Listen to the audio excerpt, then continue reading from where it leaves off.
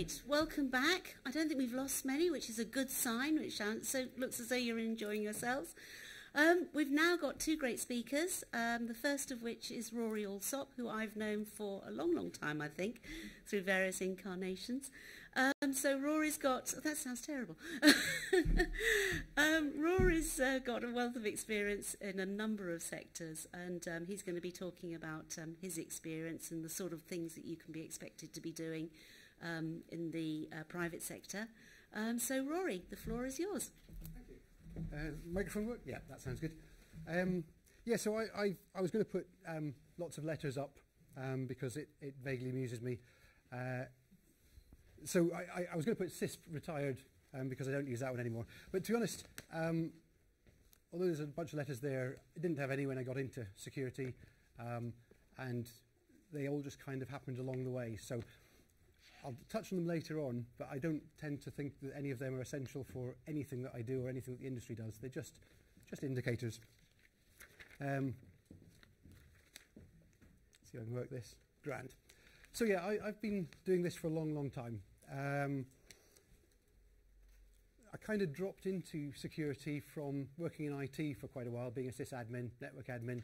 I just accidentally ended up doing more and more access control work, looking at firewalls.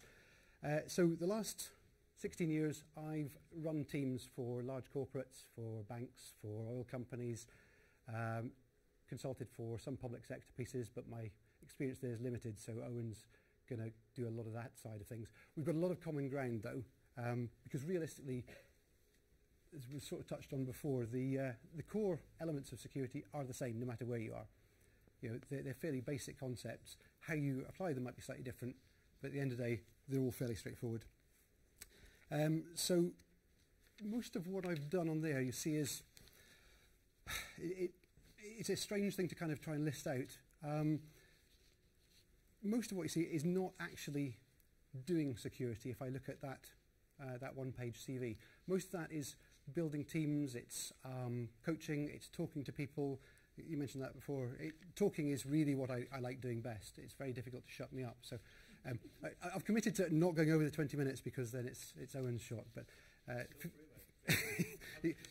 yeah, he'll throw things at me, whether they're physical or verbal. But I look at how we are progressing as an industry. Key in Scotland, because this is where I live, this is where I grew up, but as an industry as a whole. So sitting as one of the directors of the IISF helps me see the global view, and the IISP is very strong for giving me the UK view. Back in the day, I used to teach extreme hacking, which is a really good fun thing to do, but to be honest, I'm, as most of my mates call me now, I'm an HR speaky bod, because I don't get hands-on at all. It's one of the hazards of doing this for too long. You just end up hiring good teams. So a lot of what I'm going to be talking about is around what I see as information security, but what I need from information security professionals, what I like to hire, what I see in the industry, what I think you guys and girls can give.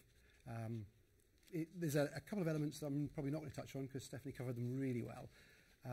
But in terms of how I look at each of you as a candidate when I'm hiring, because I've hired more people than I can shake a stick at, I know what's of high value to me. So yes, information security, we've touched on the fact it had different names. I don't like the word cyber because it meant something very different to those of us over a certain age. Information assurance is what public sector tends to call it. It's changed a lot. So perimeter security, back when I first started, it was very easy. You defined your firewall, you had your perimeter, everything outside it was bad, everything inside was good. Job done, you could define it. You had more and more connections then to other organizations. Web applications started happening, plethora of languages, you've got Java and everything. Hooking Java into COBOL, by the way, that's a really, really difficult thing to, not fun. You have now, there's no perimeter. Every single organization you look at has half their connections are out in the cloud somewhere. You might work through 40 or 50 small organizations or sources of code. You grab things off GitHub, you name it. The whole thing's gone a bit strange. So if we teach individuals a specific piece of security technology, it might still be around, but it might not. It might be irrelevant in 2 years' time. If I look at the learning I did years ago on Pascal and Forth and Fortran, probably not going to use any of that ever again. Might do, but only as a hobbyist. So a chunk of what we're seeing is not that deep techie level. The DevOps stuff makes that even more complicated. So I currently look after information security risk for RBS. We're looking at DevOps, rapid deployment, continuous development. We might want to iterate and bring out a new release every few days, whereas back in the good old days, it might be months. You might have a testing period of 6 months for user acceptance testing, bit of security testing. So the whole thing's changed. So where's the industry going?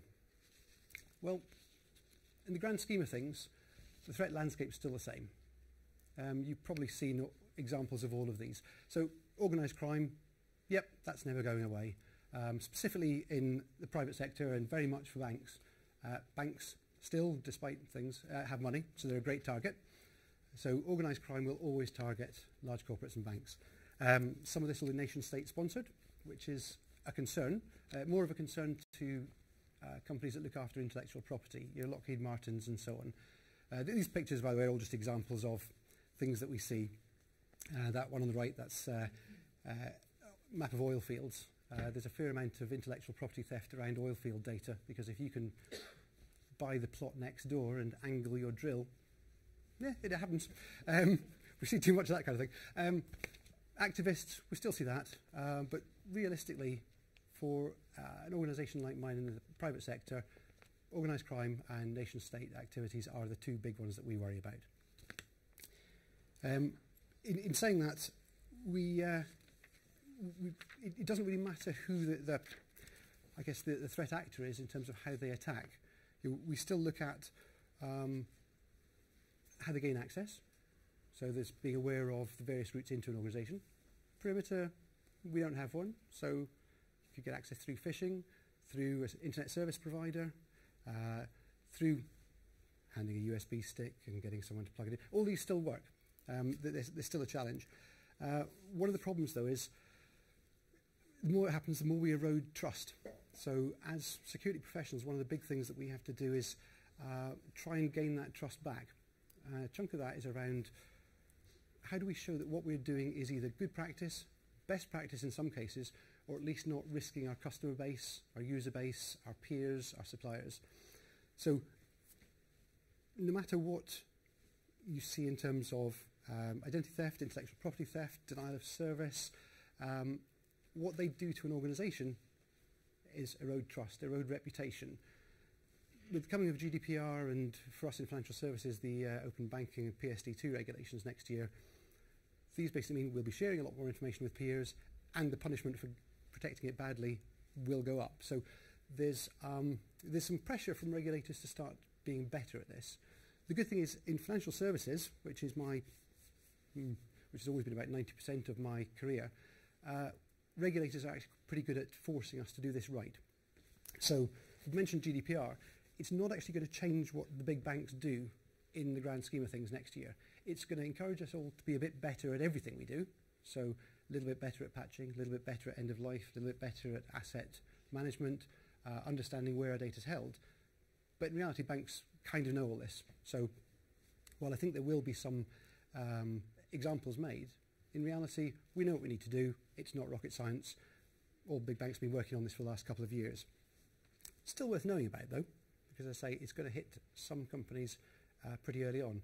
There's a couple of organisations I've spoken to that are much smaller who have just started their GDPR programme. I'm going to zap past the threat landscape a wee bit there, because, to be honest, we can chat about it over lunch if you want. Shadow brokers we all know about. That's where WannaCry came from. There's a lot of tools coming out. They're available to the lowest common denominator, to be honest. So it sounds like we can't win. The challenge here is everything we do, attackers will have better budget to attack us. They'll be able to get around anything we put in. They can subvert, they can corrupt. So why do I do this? I'm very much an optimistic kind of guy, so surely this would knock me down a bit.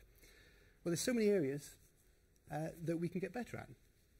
Say, we hire into a number of areas, as mentioned before, so I'm probably not going to touch on this too much, but every single part of what you see on the slide there counts as security.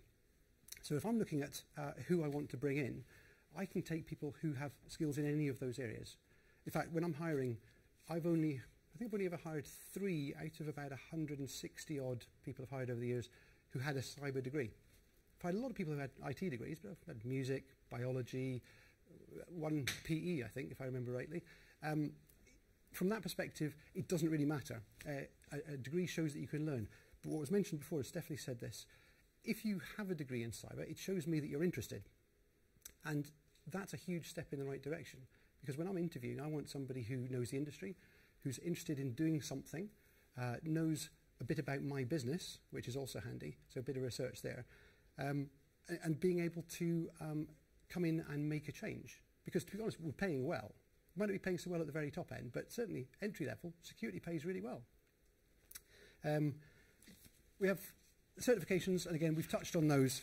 They, to me, aren't exactly that important, especially not if I'm hiring a graduate in. I like things like Duke of Edinburgh, working with professional organisations like ISACA.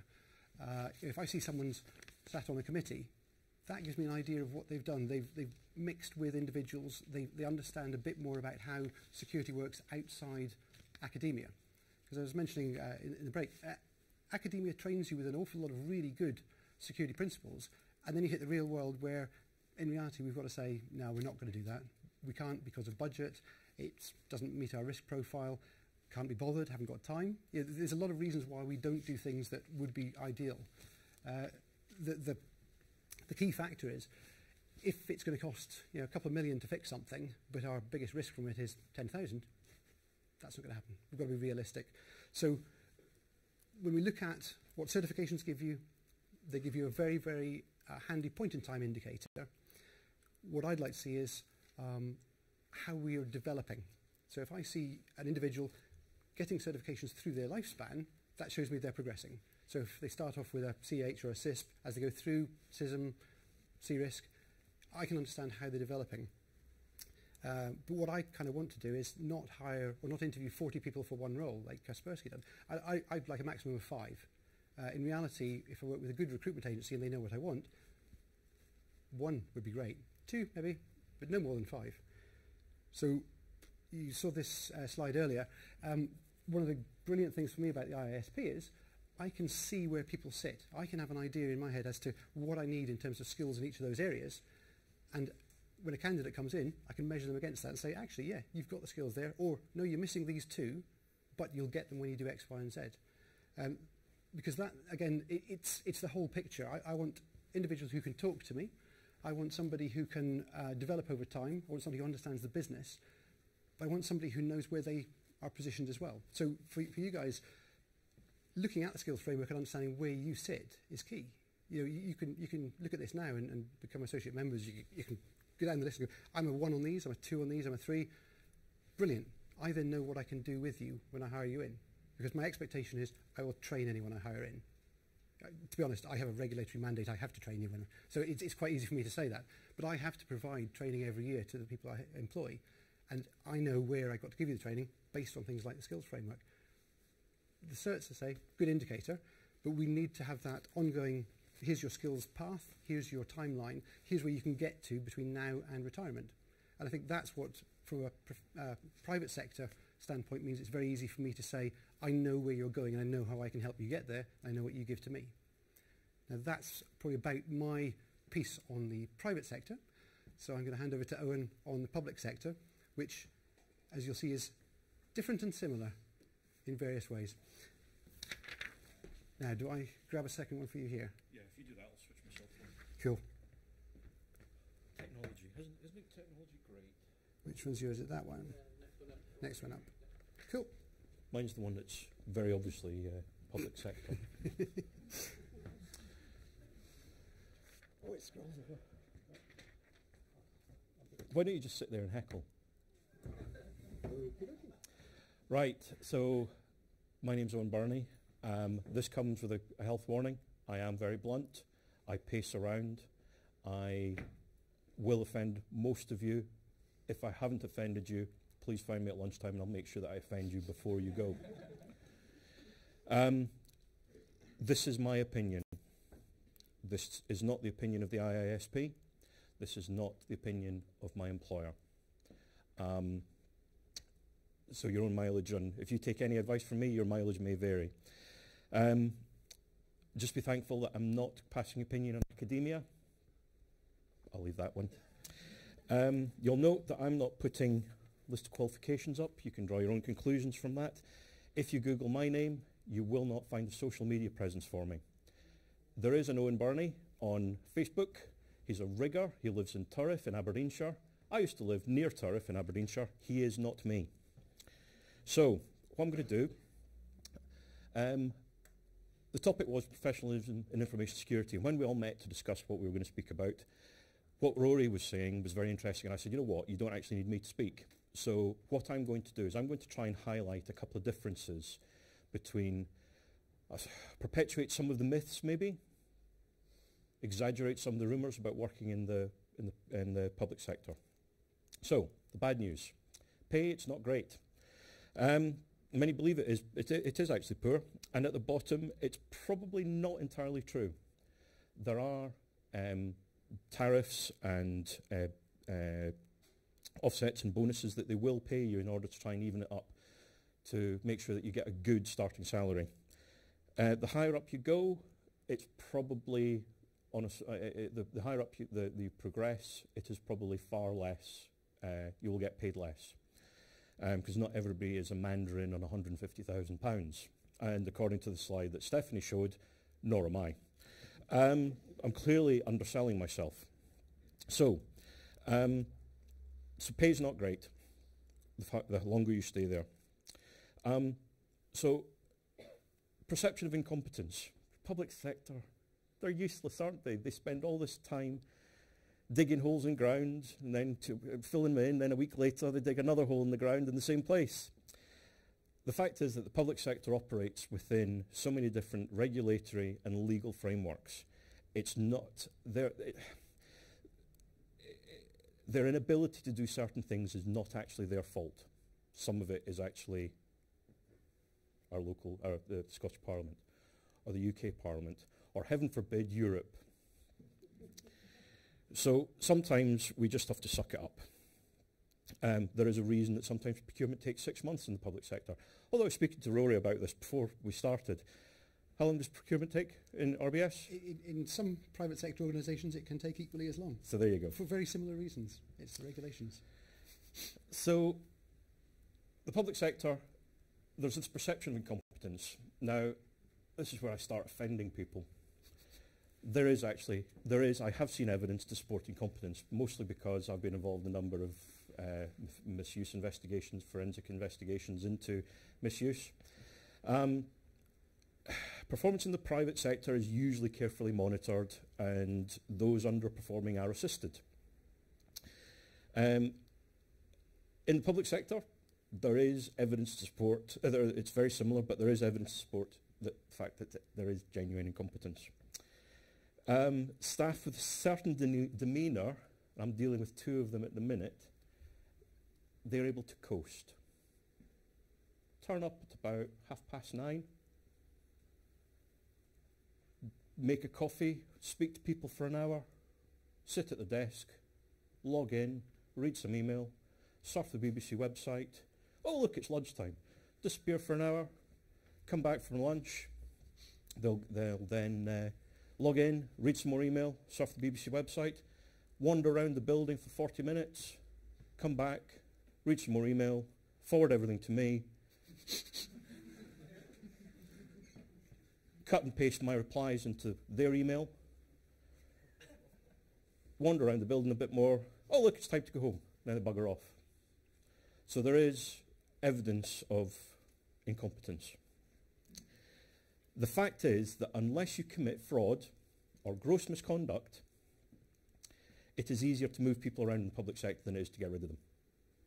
So if you guys don't have a work ethic, if you guys are lazy, the ones that arrived late, well done guys, I will never employ you. If you guys want an easy life, the public sector's for you. Because you can, once you develop certain skills, you can coast. You can just give up. It's not a good place to be, though. And it kind of comes back to the last bit, because when we speak about professionalism, to me, part of that is ethics. It's how you live your life. It's making sure that you guys are supposed to be here for 10 o'clock start. And if you rock up at 10:30, 11:15, I'm giving my time up for nothing to be here. So you guys, none of you are appropriately attired, nor am I. I knew I was coming to speak to students. That's a joke, by the way, don't worry. Amanda's giving me evils at the minute, going, you can't say that! I can't stop you. Seriously, you are students. I did expect you to look like you look. So when you move into the public sector, there are expectations of how you will live your life. If you have a firearms certificate, like me, and access to a wide and varied selection of firearms, it's on a very similar par. So a friend of mine, and we were off clay shooting, and he went far too fast down the road, and he was pulled over by the police. By law, he thought, you have 2 minutes to tell a police officer that you've got firearms in the vehicle. It's a myth. But he thought, oh, I'm terribly sorry, I've got firearms. And the officer said, I don't care, I'm nicking you for speeding, not murder or attempted murder. So there are expectations of how you will live your life when you move into the public sector. If you Google, you won't find me, but you will find codes of conduct there's codes of conduct for councillors, civil servants, all sorts of things. And they will give you an idea of the kinds of standards that you are supposed to adhere to. Thing is, I firmly believe that power corrupts, and not all codes are applied equally. You'll find that the ones for the UK Parliament are fairly mediocrely applied. Ones for the Scottish Parliament, again, slightly more rigorously applied, unless you happen to be going on I'm a Celebrity, Get Me Out of Here. That's topical for those of you that watch the breakfast news. Maybe you weren't up early enough, don't know. So there is this uneven standard, but then even within the organisation, so one of the first misuse investigations I was ever involved in was a member of staff who had 2,500 hardcore pornographic images on his laptop. To me, that was gross misconduct, and therefore he should have been fired. He worked with kids. That brought into my mind his ability to continue his... it brought into my mind his rationale, his ethical stance on that was because it was a work computer. He was working with kids on a device that had 2,500 hardcore pornographic images. I know there was 2,500 because I had to sit with a WPC and go through them all to make sure none of them were illegal. I'm going to stop that story. So as I say, I thought it was final written warning. Who thinks I was right? Who thinks he was fired on the spot?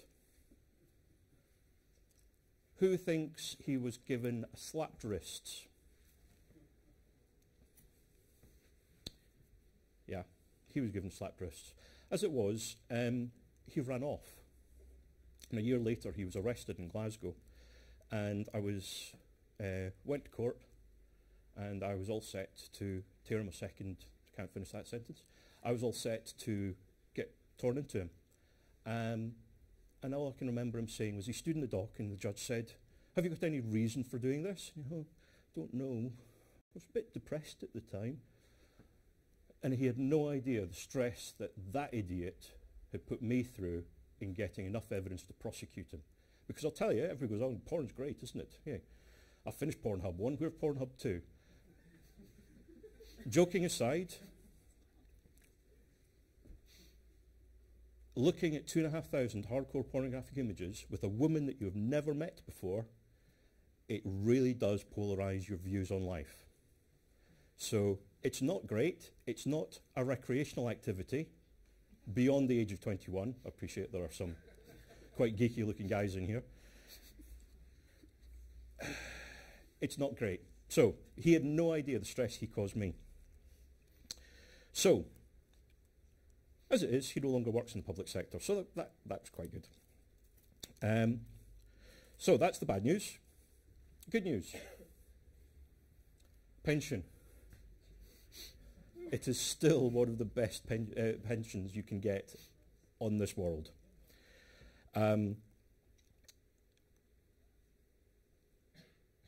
If you're interested, there's plenty of opportunities for career development. So one of the things, you might go in as a systems analyst. You might then become the guy that looks after the AV. You then might become the information security officer. You then might become the IT security officer. You then might progress to being the departmental security officer. Then you become the accountable officer, and at that point nobody will speak to you. But there is plenty of opportunities to develop your own skills and career development. And unless you are incompetent, you will progress. There is always annual pay increases until you hit the top of your scale. You will get more training. You will get more holidays. Steve put up at there was a very early slide very early on from the National Cybersecurity Centre. One of the things that, if you ever have any dealings with them, as I do on a very regular basis, they're all technical directors, because that's the only way that they've got to have the job title to match the pay. Because these guys, if they move out into the private sector, get paid shed loads. Almost said a bad word there. And so they've got to be a director in order to get the pay that they would get if they moved elsewhere. So that brings me on to working hours. Everybody knows that when you work in the public sector, you work to 5 o'clock every day, but you're still home by 3. It's true, isn't it? It's not. We do work very long hours sometimes. The only thing I will say is I have come across a number of senior managers, this one tickles me, they switch their BlackBerries off on a Friday, knowing full well that if anything blows up over the weekend, that a minion will phone them and say, "Excuse me, have you heard that our mail server's gone down?" I did actually have one very senior civil servant who used to put his BlackBerry on the mantelpiece. And when the red flashing light came on to say he'd got an email, he didn't realise he could read it on his, he just thought it was a mobile phone. He went upstairs and switched his computer on to log in to get the email. So again, there is incompetency.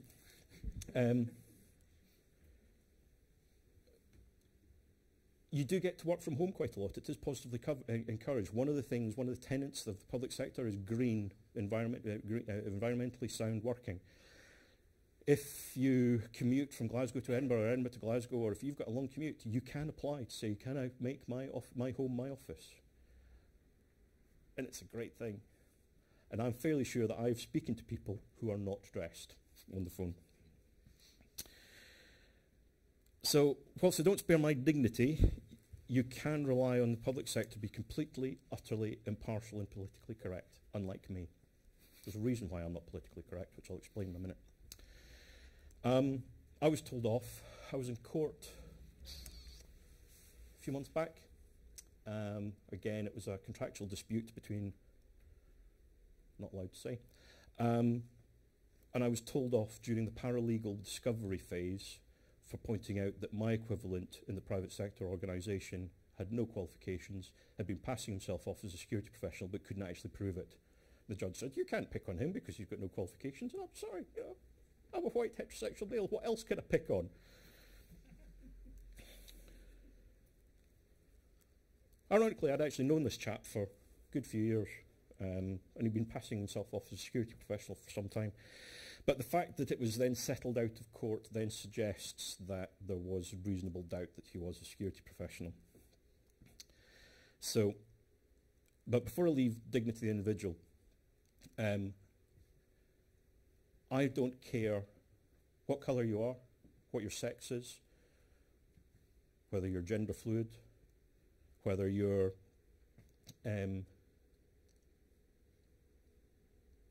I will employ you because you give me the skills I want. If you give a 5-minute warning, you started 5 minutes late, does that make any difference? I am going as fast as I can. Right, the last point there, doing really interesting stuff. I've been in the back of a firearms response unit from the Met Police with Blues and Twos. I was the third person through a terrorist door with them. I have prosecuted criminals. I have put paedophiles away. I have broken the Computer Misuse Act so many times. If it was in the UK. It wasn't, but it was a guy from the British government that was telling me to do it. So that is the big difference about public sector. So, middle ground. I won't bore you with this. I am a contractor. I contract to the public sector. There are benefits. I hold down about a half dozen jobs at once. I don't contract exclusively. If you want to know more about contracting, come find me at lunchtime, because this is the boring bit. The only thing I will say is if you do contract through a shell organisation, IR35 might be a problem in the public sector. The Chancellor announced yesterday there's going to be an investigation. Do not underestimate how big a pain in the behind it is to run your own company. So, last word, blank slide. That means interactivity, doesn't it? So the whole premise about this talk was about professionalism in the public sector. I'm not going to ask for interaction. This is sort of just a blank slide, so you're focusing on me and not the rubbish that's written up there, or indeed Rory, who's now probably... I've known Rory a long time. Saving my heckles. So there is a great emphasis on ethics and morality in the public sector. It's not enforced terribly well. The National Cyber Security Centre, or as it was, CSG, probably most of you guys can't remember that, as it was long ago, they continue to try and improve professionalism in the public sector. In collaboration with the IISP, they've developed the CSG Certified Professional Scheme. They did have the CLASS scheme, the CSG Listed Advisor scheme, which suffered a number of the failures that the public sector had. But they're now looking at a latest and greatest idea, which I think the IISP we're speaking to them about. So, the actions that you take, the qualifications that you choose, we saw a pile of them that Steve had. I really want to get the WTF one. The qualifications you choose, the way you conduct yourself. Stephanie's saying, turn up for interview 15 minutes early. Damn right! The way you conduct yourself with others, managing expectations. If somebody says, I will get this to you by Friday, if you say, I will do this by Friday, make sure you get it by Friday. If not, phone them up and say, I'm really sorry. We're all geeks. Nobody likes making phone calls, but communication is key. So crying out loud, learn how to speak to one another using a phone. Your parents have been doing it for long enough, so, you know, this thing here, it's a phone as well. You can speak to people. In fact, why don't you, tonight, phone your parents for a chat.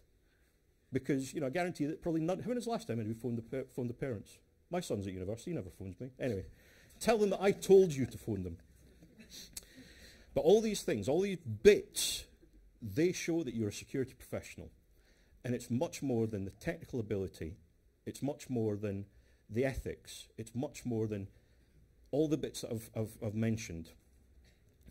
And in that respect, it's all these things bundled up, how to be a professional, and it's not that different to the private sector. And I'm going to tell one story. So the one time that I was ever issued with a written warning in my life was many, many years ago. And I was recruiting, and I was the information security manager for an international telecommunications company. I was responsible for 15 staff across 3 time zones. And I was told I had to go and get a new person, can't remember. And they said it was a time back in the days where you could actually do positive discrimination. So if we were looking for a black, everybody goes on about black lesbian single mothers, so I'm going to use that example, black lesbian single mother. And I think the point that I got issued the written warning was when I tore up the recruitment policy in front of the HR director. I think that was the problem. So as it was, the person who, I've got 5 minutes again, I can tell more stories. As it was, the person who, I'll finish when I tell this one. So as it was, the person who I then said, the problem is that I will appoint the best person for the job. I don't care who they are. And as it was, I appointed a young lady called Nuala Fahy. She was actually so good, within 6 months, she was my boss. So there you go. That just goes to show sometimes the guys recruiting don't get it right. So anyway, with that, Rory and I will take questions. Stand up to pretend that I'm active. I was going to sit down. Dum, dum, dum, dum. floor show. It's great. Right, any questions? Yes, guy that looks like a Dalmatian. Oh, if you grab the mic. So, that one? That's on. Okay. So you mentioned putting criminals away and stuff. So is it like a lot of digital forensics work you do? And if it is that like would you say that's part of a benefit of joining the job, that feeling you make a difference in the world? I have done digital forensics. The point that I was the third one into a terrorist building, was for forensic recovery. For what was the National Crime Agency, but it was the precursor of the Serious and Organised Crime Agency. Knowing how to forensically keep stuff sound is a benefit. We're seeing with every going into cloud, how you forensically analyse cloud is different to how when you've got physical hard drives that you can steal. I think it would be priceless for somebody to go in, where's the Amazon data centre? Which SAN is it? Which disk drive on the SAN? Yeah, that's a good one. Yes, the big buzz you get when somebody says, you know what, we've done a good job. And then we all go to the pub. It is, in that respect, it is quite like life on Mars. But yeah, you do get a big plus.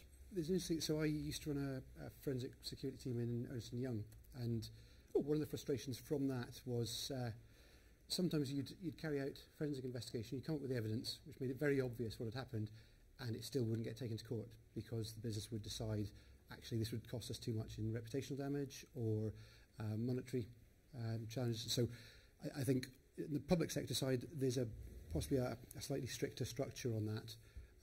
Private sector, you might be collecting evidence. It might never go to a case, but you always have to assume that it should. So you still do it to the same level. It might get handed over to police, might get handed over to law firms. You're never sure. So there's a slight disconnect on that front, I think. Any more questions? Yep. Hi.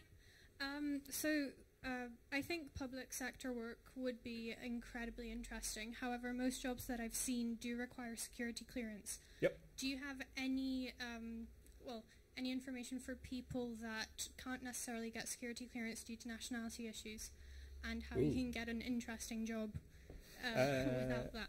Okay. So the obvious thing there is nationality. I'm not going to tell you what just went through my mind. First of all, if nationality is an issue, could you work for the government in the country of where your nation state? Is that politically correct? Because fundamentally every country is the same.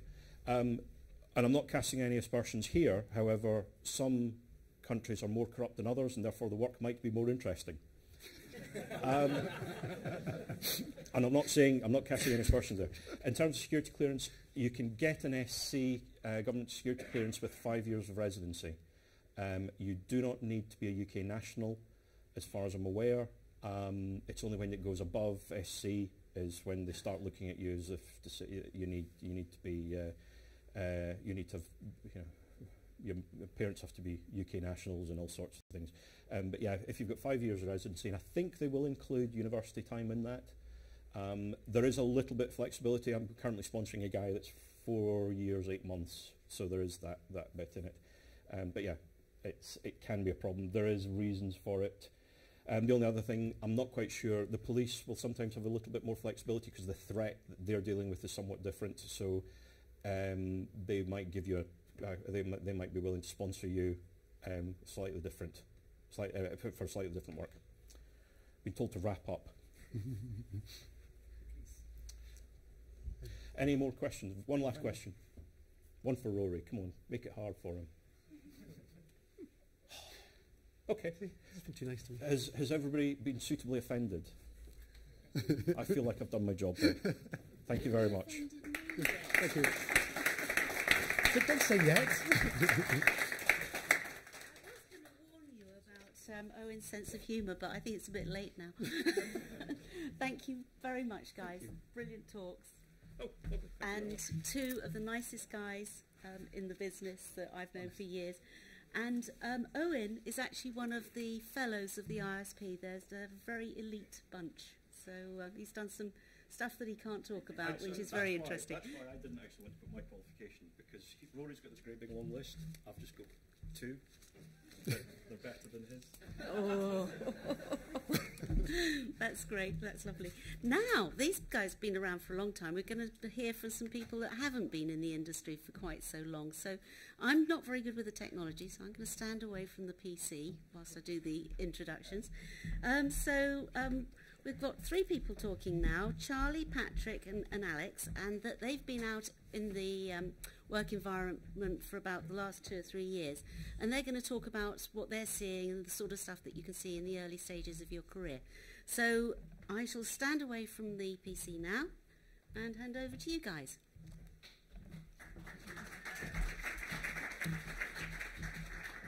So, thanks, Amanda. Hi, everyone.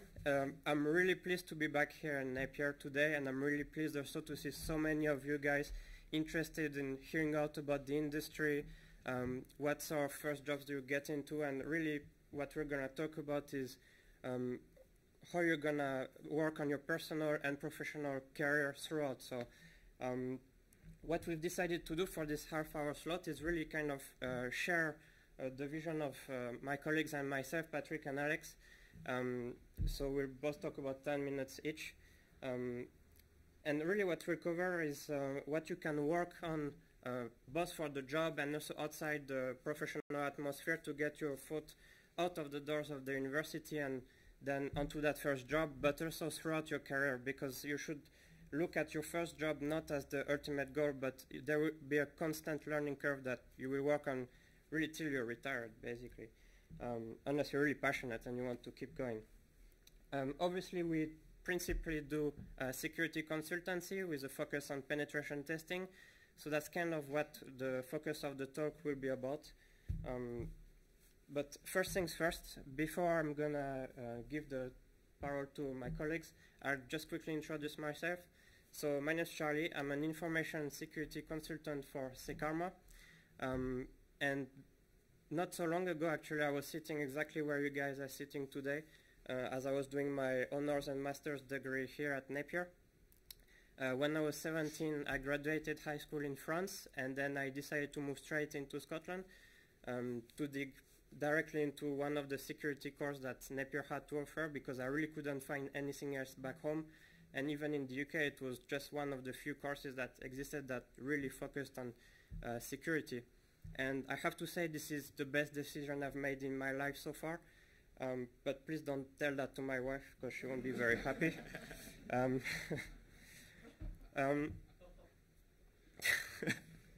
One of the proudest things I think I've achieved throughout this time was really to start, with the help obviously of Alex here and Peter on the front row, to start the NUSEC, so the Napier Security Society, which you can see here. And hopefully, if you're a student here at Napier, that's something you will have heard about and that you would have got involved with. And even if you're outside the university, I really hope that you would have heard about that. Currently, outside the professional atmosphere, I'm coordinating 2,600 meetups in Edinburgh. So these are basically meetups that happen every month, more or less on the same day. It's very informal. We have drinks, we have good chats, and we do technically focused presentations mainly. So if that's something that you haven't been involved with yet, I definitely recommend you coming along, because as I will be mentioning towards the end of the presentation, I believe that meeting with other like-minded folks are incredibly important for your career. And as I think most of you guys and as most folks in the industry, I'm interested in way too many things. And I consider myself lucky in kind of knowing what are the things that I'm most particularly interested in this varied range of kind of fields.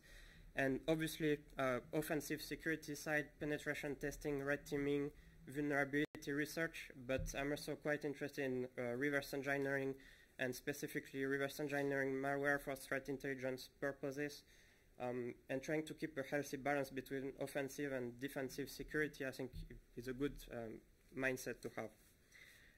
That's basically the presentation introduced. So I'll give the next of the presentation to Alex, and I'll come back a bit later to kind of add some of my own experience on top of what my colleagues will share with you that I think are quite useful outside the professional atmosphere. Hi, good morning everyone.